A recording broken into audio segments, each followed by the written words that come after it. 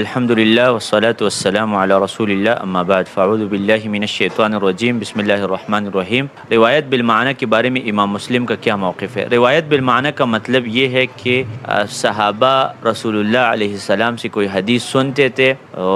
حدیث کا ایک معنی ہوتا ہے اور ایک الفاظ میں چینجنگ کر کے وہ حدیث روایت کرتے تھے، اور یہ بالکل جائز ہے اگر کہ کچھ صحابہ منع کرتے تھے، جیسے عبداللہ ابن عمر شدید الاتباع تھے رسول اللہ کے لیے، اسی وجہ سے وہ منع کیا کرتے تھے کہ روایت بالمعنی نہ کیا کرے۔ قرآن کریم کی آیات میں تو روایت بالمعنی درست نہیں ہے کہ آپ قرآن کریم کی آیات میں چینجنگ کریں اپنے طرف سے الفاظ، لیکن آپ حدیث میں چینجنگ کر سکتے ہیں اگر معنی اور مقصود وہی رہے، کچھ شروط کے ساتھ آپ چینجنگ کر سکتے ہیں کہ عربی کا علم آپ کو حاصل ہو، اور پھر آپ مثلا آپ صلی اللہ علیہ وسلم نے فرمایا انما الاعمال بالنیات، علماء نے اس حدیث کے الفاظ کو الامور بمقاصدها کے ساتھ چینج کیا ہے، مطلب ایک ہی ہے کہ عمل نیت کے بغیر درست نہیں ہے۔ اور امام مسلم رحمہ اللہ اور بخاری میں کیا فرق ہے روایت بالمعنی؟ تو امام مسلم کوشش کرتے ہیں کہ حدیث کو روایت بالمعنی نہ کرے، اور یہ بھی امام مسلم کا منہج ہے کہ یجمع الحدیث الواحد بروایاته واسانید فی موضع واحد، ایک ہی جگہ میں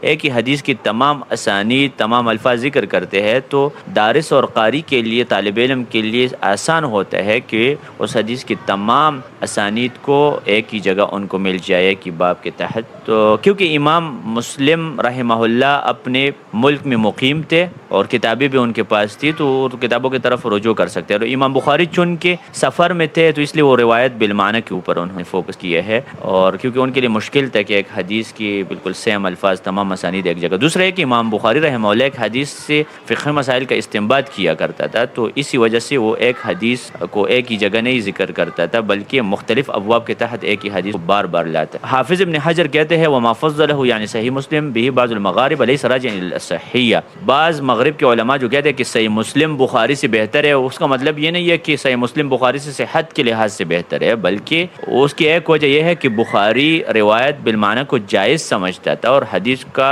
تقطیع بھی جائز سمجھتا تھا، اور امام مسلم ایسا نہیں کرتا تھا، کیونکہ امام بخاری نے رحلت میں کہتے ہیں ان البخاری صنف کتابه فی طول رحلته، اور دوسرا ہے کہ ان البخاری استنبط فقہ کتابه من احادیث فاحتاج ان يقطع المتن الواحد، بخاری تقطیع کا محتاج ہوا تھا کہ ایک حدیث کو مقطع کر دے، ٹکڑے ٹکڑے، یعنی ایک حدیث کا ایک ٹکڑا ایک جگہ ذکر کرے دوسرا ٹکڑا دوسرے باب کے نیچے، کیونکہ وہ کئی احکام نکالنا چاہتا تھا لیورد كل قطعة منه في الباب، اسی وجہ سے امام نووی نے بھی یہ بات کی ہے وقد انفرد مسلم بفائدة حسنہ، صحیح مسلم میں ایک فائدہ ہے وہ یہ كونه اسهل متناول من حيث قاری کے لیے آسان ہوتا ہے کہ ایک حدیث کے اسانید ایک ہی باب کے نیچے لكل حديث موضعا واحدا فجمع فيه طرقه التي ارتضاها واختار ذكرها واورد فيه اسانیده المتعدده۔ اور عبد الرحمن معلمی بھی کہتے ہیں کہ جو علماء روایت بالمعنی کو جائز نہیں سمجھتے ان کا مقصد یہ ہے کہ اپنے زمانے میں جائز نہیں سمجھتے تھے، جو گزر چکا ہے وہ فاما ما قد مضى فلا كلام فيه فلا يطعن في متقدم انه كان يروي بالمعنى، تو اس لیے متقدمین کے بارے میں یہ کہنا کہ وہ روایت بالمعنی کرتے ہیں اس طرح درست نہیں ہے۔ الانوار الکاشفہ صفحہ نمبر 62۔